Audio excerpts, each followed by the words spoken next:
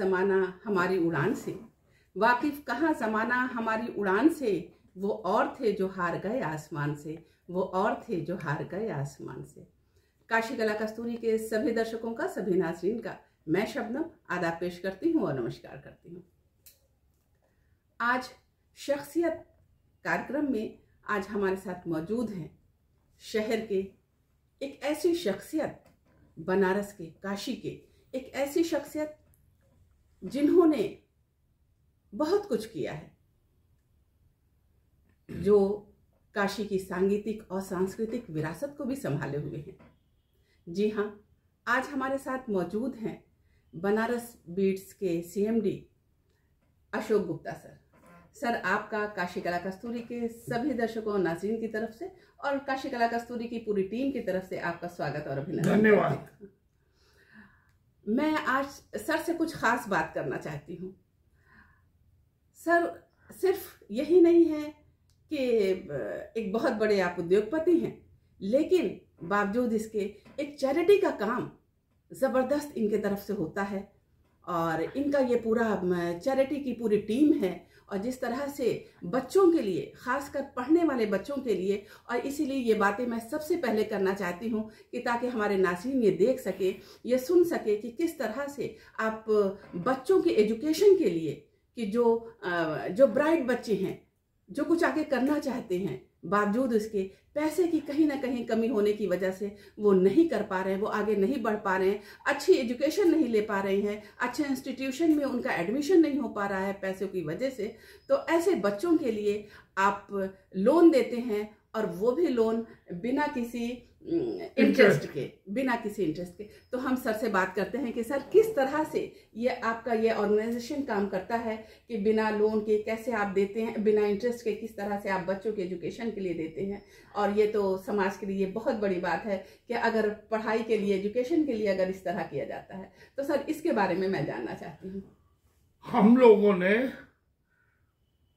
91 में, मेरे पिताजी की इच्छा थी कि बनारस में एक जो हम लोग की कम्युनिटी है, अखिल भारतीय माथुर वैश्य महासभा, उन्होंने आगरा में भवन बनाया था।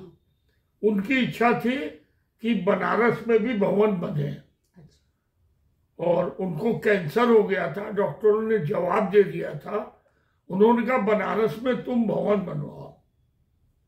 अब उसके लिए पैसा कहाँ से आएगा? हमारे पूरे परिवार ने, जितनी हम लोग की शेयर होल्डिंग थी कंपनी में, बनारस बीट लिमिटेड में, हम लोगों ने सबने अपनी अपनी होल्डिंग का 10% पूरे परिवार ने उस ट्रस्ट को डोनेट कर दिया। अच्छा। 10% ऑफ आवर शेयर। क्योंकि मैंने उस जमाने में पिताजी से ये कहा कि आप चेयरमैन हैं, मैं मैनेजिंग डायरेक्टर हूं, हमारे पास इतनी कैपिटल नहीं है, हमारा ग्रोइंग एक्सपोर्ट बिजनेस है कि हम पूंजी दे सकें। जो हम लोग की आमदनी होगी डिविडेंड के रूप में, वो 10% हम लोग डोनेट कर देंगे। ये बात है 1992 की। पिताजी स्वर्ग से धार गए, उसको हम लोगों ने रखा। जो 10% शेयर थे, कंपनी ने कई बार बोनस शेयर दिए, उससे हम लोगों ने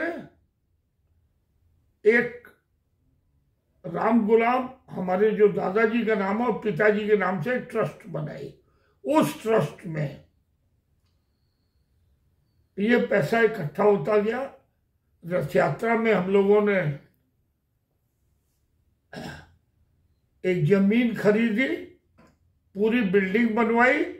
उसके बाद उस ट्रस्ट को वो पूरा भवन चलाने के लिए दे दिया। हम लोग की लोकल शाखा सभा है, उसको दे दिया। शनै शनै उन्होंने भी कुछ पैसा इकट्ठा किया। करीब बाहर से 30-40 लाख रुपए आए, उसे उसको मॉडर्नाइज किया गया और ये भवन बना दिया। धीरे धीरे जो उसकी बचत होती गई, जब 1 करोड़ रुपया का हम लोग का फिक्स डिपॉजिट बन गया तो सोचा चीटे लग जाएंगे अब इस ट्रस्ट में। तो उस समय ये स्कीम लाए कि सबसे बड़ा दान विद्यादान होता है। बिल्कुल, सबसे बड़ा दान विद्यादान, उससे बड़ा कोई दान नहीं है। बिल्कुल बिल्कुल। तो हम लोगों ने जिनकी वार्षिक आय हमारी कम्युनिटी के लोगों को 5 लाख रुपया साल हस्बैंड वाइफ की मिला के उससे कम है, और बच्चों के कम से कम इंटरमीडिएट तक मिनिमम 70% मार्क्स हों, उनको हम लोग हायर स्टडी के लिए एजुकेशन लोन देंगे। और नियम ये बनाया गया कि 1 वर्ष में 2.5 लाख से ज्यादा नहीं देंगे और टोटल 10 लाख से ज्यादा नहीं देंगे। बच्चों को जब लोन देंगे 1 साल का ग्रेस पीरियड या उनकी नौकरी लग जाए, अच्छा, उस दिन से उनकी किस्त चालू हो जाएगी। अब तक हम लोगों ने धीरे धीरे हम लोग के पास कोष 3 करोड़ रुपए हो गया, और वो रुपया बटा हुआ है। हम लोगों ने 31 मार्च तक 85 बच्चों को करीब 4 करोड़ बांटा था, जिसमें से धीरे धीरे 1 करोड़ रुपया वापस भी आ गया। अभी जो 31 मार्च की बैलेंस शीट बनी है उसमें हम लोग का लगभग 3 करोड़ रुपया बटा हुआ है। अच्छा, हमारा समाज इतना खुददार है कि एक भी लोन एनपीए नहीं हुआ। बच्चे आगे पीछे देते हैं पैसा तो हम लोग उसको रीशेड्यूल कर देते हैं। थोड़ी समस्या आई थी कोविड के समय, तो उस समय हमारे ट्रस्टियों ने 30 से 50 लाख रुपया अमंग द ट्रस्टीज उन्होंने लोन दिया। वो सबका लोन वापस भी हो गया। अच्छा, और इस समय तक 87 बच्चों को हम लोगों ने लोन दिया, जिसमें 16 या 17 बच्चों ने पूरा लोन वापस कर दिया। 33 या 34 बच्चे आज भी लोन वापस कर रहे हैं। जिन बच्चों ने 15-16 में से लोन वापस किया, 2 बच्चों की, एक लड़की और एक लड़के की, सालाना पैकेज 50 लाख से ऊपर का था। वो लोग एक कमरे के घर में पूरा परिवार रहता था। उन बच्चों ने आज इतना बड़ा पैकेज हो गया। अपना लोन पूरा चुकाने के बाद 5,000 रुपया महीना का, जब तक हम जीवित हैं हम आपको दान देते रहेंगे। तो इस तरीके से कुछ दानदाता भी आए, किसी ने 20 लाख दिया, किसी ने 10 लाख दिया, तो हमारे पास 3 करोड़ रुपए के लगभग हो गया। हमारा लक्ष्य 2 साल के अंदर 5 करोड़ और 5 साल के अंदर 10 करोड़ का ये कोष बनाना है।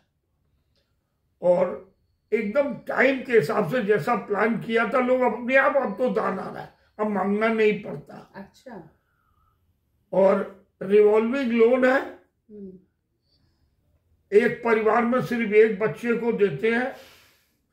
और हमारा वुमेन एम्पावरमेंट के लिए 50% बजट महिलाओं के लिए है जो लड़कियां हैं, और 50% लड़कों के लिए है।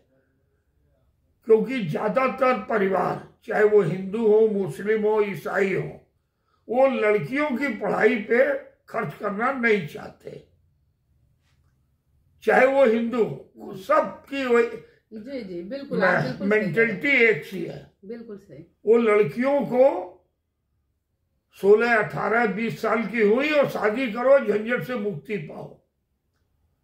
हमारा एम ये भी है कि वुमेन एम्पावरमेंट हो और उनको ज्यादा से ज्यादा लोगों को लोन दिया जाए। और ये प्रोग्राम बहुत सक्सेसफुल चल रहा है। मेरे नाज़रीन, मेरे श्रोता इस बात को सुन रहे होंगे कि अशोक गुप्ता सर कि आज उनका जो है पूरा जो अमाउंट जो चैरिटी का है वो 3 करोड़ हो चुका है। और अब तक 85 बच्चों को आप लोन दे चुके हैं, और वो लोन बच्चे जब कुछ बन जा रहे हैं तो वो लोन तो वापस कर ही रहे हैं, और साथ साथ वो दान भी दे रहे हैं आपकी चैरिटी को, कि वो न जाने कितने बच्चों को आपने बनाया है, और जब वो बच्चे अच्छी जगह पे हो रहे हैं तो वो आपको दान भी दे रहे हैं, आपकी चैरिटी को दान दे रहे हैं, ताकि इसी तरह से वो सिलसिला आगे बढ़ता रहे और चलता रहे। और सबसे बड़ी बात तो ये है कि जब कहा जाता है कि समाज में जहाँ बराबरी की बात की जाती है लड़कों और लड़कियों में, तो कभी कभी ये बराबरी सिर्फ किताबों तक ही रह जाती हैं, सिर्फ कलम में उतर पाता है, लेकिन प्रैक्टिकली नहीं हो पाता है। लेकिन सर आपने 50 और 50 का जो रेशियो रखा है वो अब कहीं ना कहीं आप प्रैक्टिकल ही देखने को मिल रहा है कि इस तरह से चीज़ें, तो एक बहुत बड़ी चीज़ इस बनारस में। और मैं अपने नाज़रीन से ये कहना चाहूँगी जो हमारे दर्शक हैं कि वो ज़रूर जहाँ भी बच्चे अगर ब्राइट बच्चे हैं, कुछ करना चाहते हैं, अच्छे एजुकेशन के लिए अगर घर में पैसे नहीं हैं, तो वो ज़रूर अशोक गुप्ता सर के ट्रस्ट से आप राब्ता करें, ताकि ज़्यादा से चीज़ें मिल सके, वो बच्चे आगे बढ़ सके, उन बच्चों की अच्छी एजुकेशन हो सके। क्योंकि कहते हैं कि स्वस्थ समाज का, जो पढ़ा लिखा समाज का, तो जाहिर सी बात है एक स्वस्थ समाज हमारा बन सकेगा। और जहाँ पढ़ाई नहीं होगी, जहाँ विद्या नहीं होगी, तो जाहिर सी बात है समाज में हर तरह की क्रूतियाँ भी आएंगी, हर तरह की परेशानियाँ भी आएंगी, हर तरह की दिक्कतें भी होंगी, हर के रास्ते अलग अलग होंगे, खराब रास्ते पर ज़्यादा चलेंगे जब एजुकेशन नहीं होगा। तो इस तरह से समाज को कहीं ना कहीं देखा जाए तो समाज को एक खूबसूरत समाज बनाने के लिए जहाँ एजुकेशन की ज़रूरत होती है, वहाँ अशोक गुप्ता सर और इनका अपना ट्रस्ट जिस तरह से बच्चों के लिए और एजुकेशन के लिए कर रहे हैं, ये कोई मामूली बात नहीं है। और सबसे अहम बात तो मैं ये भी बताना चाहूँगी, शुरू में मैंने कहा कि आप सांगीतिक और सांस्कृतिक जो काशी की जो धरोहर है उसको भी आप संजोने का काम कर रहे हैं, जैसे गुलाब बाड़ी आपके यहाँ ही होता है। तो इस तरह से बहुत सी चीज़ें और संस्थाओं को आप बहुत करते हैं। कहीं भी किसी भी संस्था के लिए अगर कुछ भी करना होता है तो आप वहाँ पे भी कंसेशन करते हैं, क्योंकि कन्हैया लाल स्मृति भवन भी आपका ही है रथ यात्रा पर। तो इस तरह से सर आपको कैसे इंस्पिरेशन मिला, आप कैसे इधर की तरफ आए, आपने कैसे सोचा कि हमको इस तरह की चीजें करनी, क्योंकि ये आप ही का शुरू किया हुआ?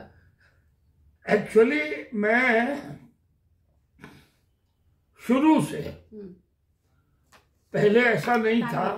मुझे प्रेरणा दी मेरे पिताजी ने, वही मेरे गुरु थे। मैंने कोई अपना आध्यात्मिक गुरु नहीं माना, मैंने गुरु माना JRD टाटा को। अच्छा। आप अगर मेरे ऑफिस में आइएगा, मैंने JRD टाटा की जीवनी, घनश्याम दास बिरला की जीवनी कम से कम 6-8 बार पढ़ी है। अच्छा। और मुझे लगा मेरा सबसे अच्छा गुरु, मैं कभी उनसे मिला नहीं हूं, मैंने मन में मान लिया मेरे गुरु JRD टाटा है। और मुझे सारा इंस्पिरेशन अपने पिताजी के बाद JRD टाटा से मिला। हम लोगों ने अपनी पुरानी सांस्कृतिक विरासत को बचाने के लिए, जब से कला प्रकाश एक संस्था है शास्त्रीय उपशास्त्रीय संगीत को बढ़ावा देने के लिए और यंग लोगों को, उससे मैं जुड़ा, तो हमने अपने इसी भवन में उन लोगों के लिए 50% डिस्काउंट ऑफर किया, ताकि सांस्कृतिक जो हमारी विरासत है, वो चाहे हिंदुओं से मिली हो चाहे मुगलों से मिली हो, उस विरासत को बचाना हमारा धर्म है। नहीं तो आधुनिक युग में हम अंग्रेजों की गलत आदत तो सीख रहे हैं, उनकी अच्छाई नहीं सीख रहे हैं। यही आजकल की आधुनिकता है। और मैं जब यहाँ दूसरे, मैं काशी अनाथालय एसोसिएशन का भी प्रेसिडेंट हूँ। वहाँ एक VIFD है जहाँ केवल महिलाएं हैं।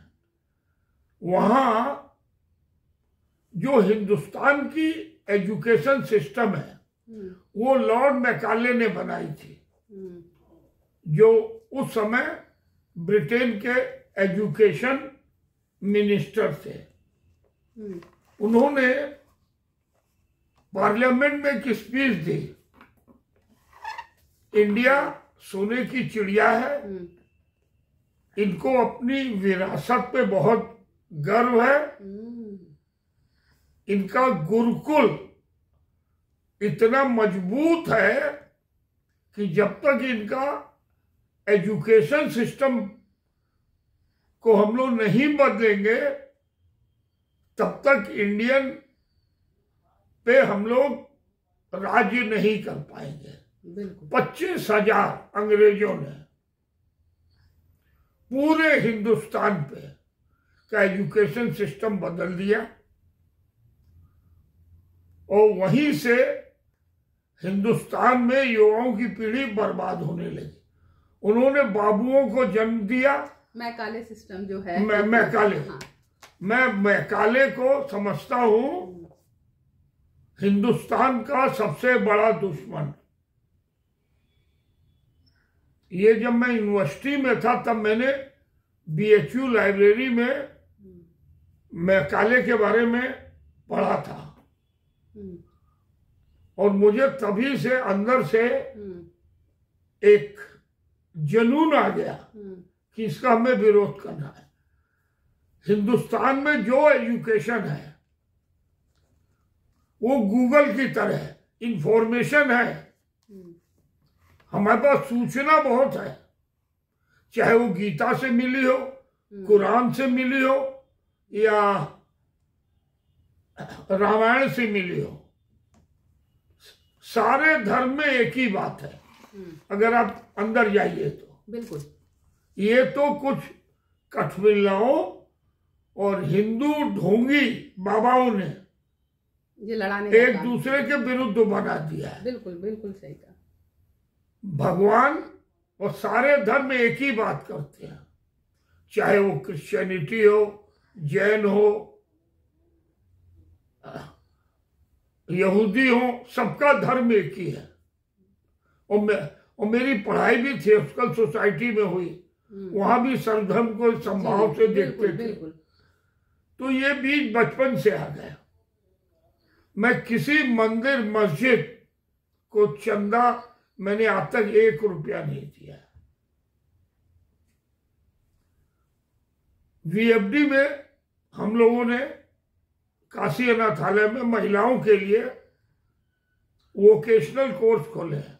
अभी हम लोगों ने टूरिस्ट के लिए, होटल मैनेजमेंट के लिए, हॉस्पिटैलिटी इंडस्ट्री के लिए, उसकी बड़ी डिमांड है, नया कोर्स चालू किया है बड़े ही सब्सिडाइज रेट में। अनाथालय के बच्चे सब वहीं पे CBSE पब्लिक स्कूल है, सारे बच्चे पढ़ते हैं, उनको हम लोग ट्रेनिंग दिलवाते हैं और उनमें स्किल डेवलपमेंट करते हैं। हिंदुस्तान में आज बेकार लोग बहुत हैं, लेकिन स्किल वर्कर की भयंकर कमी है। आप उदाहरण में सिंगापुर का लूंगा, सिंगापुर हमसे गरीब था, आज सिंगापुर में सबसे पहले उन्होंने स्किल डेवलपमेंट पे प्रयास किया। बिल्कुल बिल्कुल। दूसरी आधी आबादी के लिए काम किया। आजादी के पहले तक कांग्रेस में भी काम हुआ, भाजपा भी बहुत काम कर रही है।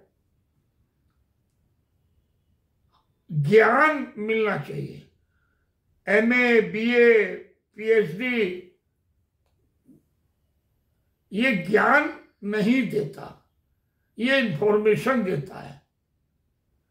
ज्ञानी हर आदमी और महिला का उद्देश्य होना चाहिए, उनको ज्ञानवान बनाना है। स्किल डेवलपमेंट भी उसी का अंग है। तो हम लोग स्किल डेवलपमेंट का वहां पे बहुत काम कर रहे हैं। तो देखिए, जैसा कि गुप्ता साहब ने ये बताया कि जो काशी अनाथालय है बनारस में ही, जैसा नाम से ही मालूम है कि काशी में ही है ये अनाथालय, और यहाँ के बच्चों को सीबीएसई पैटर्न में एजुकेशन दिया जा रहा है। और साथ साथ ये देखा जा रहा है कि सिर्फ एजुकेशन ही काफ़ी नहीं है।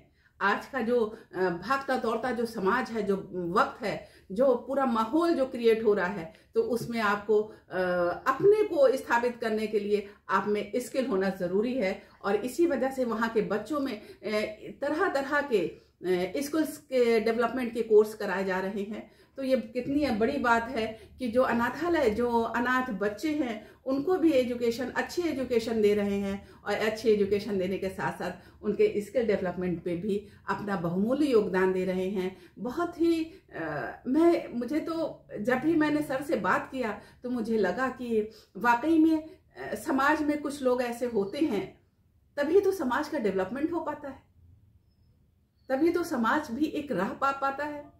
वरना बहुत मुश्किल हो जाए। जो जहां जिस गर्त में पड़ा है वो पड़ा रहे। ऐसी ही शख्सियतें हैं जो उन गर्त से लोगों को निकाल करके और समाज के मेन स्ट्रीम में वो ला देते हैं, ताकि वो समाज का एक अभिन्न हिस्सा बन सके, एक अहम अंग बन सके। तो सर, कितना अहम काम आपका है समाज के लिए। और आप बहुत से चैरिटी से जुड़े हुए हैं, बहुत से इंस्टीट्यूशन से आप जुड़े हुए हैं। जहाँ कहीं भी कभी भी किसी को कोई ज़रूरत महसूस होती है तो अशोक गुप्ता सर कहीं और कभी भी वो पीछे नहीं रहते हैं। तो सर, आपसे बहुत अहम बातें, बहुत अहम जानकारी मिल रही है और कितना अच्छा लग रहा है मुझे इन सब बातों को सुन करके। और सबसे बड़ी बात है कि जब बच्चों के एजुकेशन की जब आपने बात बताई, तो जो लोग भी सुनेंगे तो एटलीस्ट इतना तो है कि वो ज़रूर आपसे कांटेक्ट करेंगे कि अच्छा, बनारस में भी ऐसा कोई है जहाँ पे हमें एजुकेशन लोन मिल रहा है। तो इसी के साथ साथ कितने मिनट हुए, तो मैं लास्ट में एक बात और कहना चाहूंगा। मैं आपके सभी श्रोतागण को एक संदेश देना चाहता हूं। बिना मतलब की, और खासकर यंग बच्चों को, जिंदगी में अपने माँ बाप की भी मत सुनो, गुरुजनों की मत सुनो। सबसे पहले उनके मन में जो बनना है उसका गोल निर्धारित करें। एक शॉर्ट टर्म गोल, एक लॉन्ग टर्म गोल। जब तक आपको उस कार्य के प्रति पैशन नहीं होगा, यदि आप बड़े तबला वादक बनते हैं और आपको मेडिकल की पढ़ाई कराई जाए, आप कभी सक्सेसफुल नहीं होंगे। आपको इंजीनियरिंग करना है, ऑटोमोबाइल इंजीनियर बनना है, इलेक्ट्रॉनिक इंजीनियर बनना है, या वैज्ञानिक बनना है, या उर्दू सीखनी है, साहित्य, या हिंदी सीखनी है, आपका अंतरात्मा, मन, इनर कॉन्शियस जिस चीज में है वही बने और उसी का गोल सेट करें। आपको सफलता अवश्य मिलेगी। दुनिया में सबसे बड़ी चोरी, बनारसी भाषा में कह रहा हूं, जांगर चोरी है। उससे बड़ी चोरी कोई नहीं है। दूसरी बात, ऑनेस्ट टू योरसेल्फ। बिल्कुल ऑनेस्ट टू योरसेल्फ। यदि आप अपने प्रति ऑनेस्ट हैं, खुद के प्रति,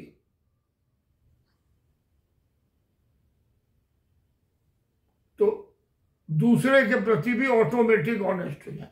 तीसरी बात, लाइफ में सबसे इंपॉर्टेंट चीज है योर हेल्थ। आजकल हम लोग अपनी हेल्थ पे ध्यान नहीं दे रहे। Health is the biggest wealth of the life. अपनी हेल्थ का ख्याल करें।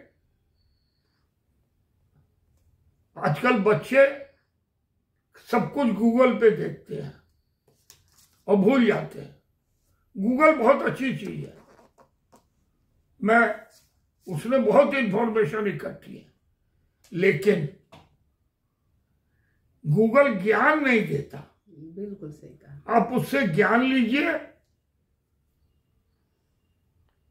कड़ी मेहनत, का कोई सब्स्टिट्यूट नहीं है, चाहे किसी प्रोफेशन में। संगीतज्ञ है, वह रोज रियाज करना पड़ेगा।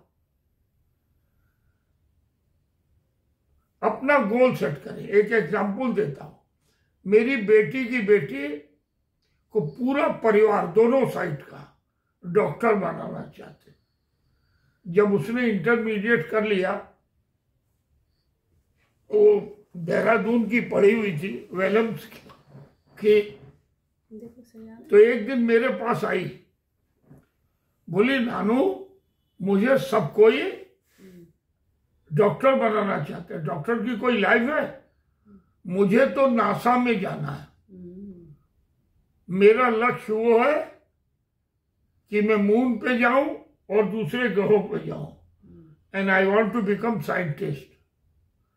उसके मम्मी पापा ने भी माना, मैंने भी माना, और दुनिया का सेकंड बेस्ट सिंगापुर में एरोनॉटिक्स का स्कूल उसने ज्वाइन किया और हॉस्टल में रह रही है। बड़े घर की बिटिया है, रईसी है, बड़ी चुलबुली है, लेकिन उसने कहा ना मुझे इंजीनियर बनना, ना मुझे बिजनेसमैन बनना है, मुझे तो साइंटिस्ट बनना है। ऐसे ही बच्चों में क्रिकेट है। मेरे एक दोस्त का ग्रैंडसन बहुत बड़े आदमी है, साड़ी का बहुत बड़ा व्यापार है, कहता मुझे तो क्रिकेटर बनना है। मैं उन माता पिताओं को धन्यवाद दूंगा कि ठीक है बेटा, साड़ी तो मैनेजर रख के अपना काम चला लेंगे, तू क्रिकेटर में देख ले, लेकिन साथ में थोड़ी पढ़ाई भी कर, थोड़ा ज्ञान भी ले। लड़का पढ़ने में भी बहुत अच्छा है, अपना आधा समय खाली क्रिकेट में लगा रहा है, कि उसको कहता है कि मुझे तो इंडिया का टेस्ट का प्लेयर बनना है। अगर जुनून है आप में, अवश्य सफल हो। बिल्कुल सही सर, आपने कहा कि अगर जुनून है तो सब कुछ आपको मिलेगा। किसी भी चीज़ को पाने के लिए एक जुनून होना ज़रूरी है, और जुनून ही वही है, वो चीज़ है जो आपको आपके जो आपका डेस्टिनेशन है वहाँ तक लेके जाएगा। और सर ने आप जो बच्चे हैं, जो यंगस्टर्स हैं, उनको एक बहुत बड़ा गुरु मंत्र दिया कि सबसे पहली बात तो कि एक गोल सेट होना चाहिए। अगर आपका गोल सेट नहीं है, आपका जो आप जो चाहते हैं, आप क्या चाहते हैं, ये अगर सेट नहीं है, तो फिर रास्ते में आप कहीं ना कहीं गड़बड़ाते रहिएगा। और दूसरी बात कि आप खुद के प्रति भी, खुद के लिए भी ऑनेस्ट रहिए, और दूसरों को के लिए, जब आप खुद के लिए ऑनेस्ट रहिएगा तो दूसरों के लिए भी आप उतने ही ईमानदार साबित होइएगा। और तीसरी अहम बात सर ने कही कि हमको अपने हेल्थ पर, जो सबसे इम्पोर्टेंट है, कि हेल्थ पर भी आपको हमेशा तवज्जो करनी होगी, अपना हेल्थ ठीक करना होगा, तभी हम अपने गोल को और अपनी चीज़ों को हम ऑनेस्ट भी रह पाएंगे, अपने गोल को भी हम अचीव कर पाएंगे, इस तरह की चीज़ें। तो सर आपका बहुत बहुत शुक्रिया कि बहुत अहम बात आपने बताई, और इस तरह के लोगों से बात करके समाज के लोगों को भी एक इंस्पिरेशन मिलता है कि नहीं, हमको भी ऐसा बनना है। और जिस तरीके से आपकी बातें हैं और आप जिस तरह से कर रहे हैं, तो सुनने वाले अगर 2 लोगों ने भी इस पर अमल कर लिया, तो यानी कि हम लोगों का अपना कार्यक्रम करना, अपने आप की बातचीत भी करना, आपसे जो बातचीत मेरी हुई, मुझे लगता है कि वो मेरा ज़्यादा बेहतर साबित होगा। तो सर आपका बहुत बहुत शुक्रिया। इसी के साथ साथ मैं अपने नाज़रीन, अपने धन्यवाद। जय भारत, जय हिंद। जय हिंद। इसी के साथ साथ हम सबसे विदा लेते हैं अपने अगले प्रोग्राम तक के लिए। नमस्कार, शब्बा खैर।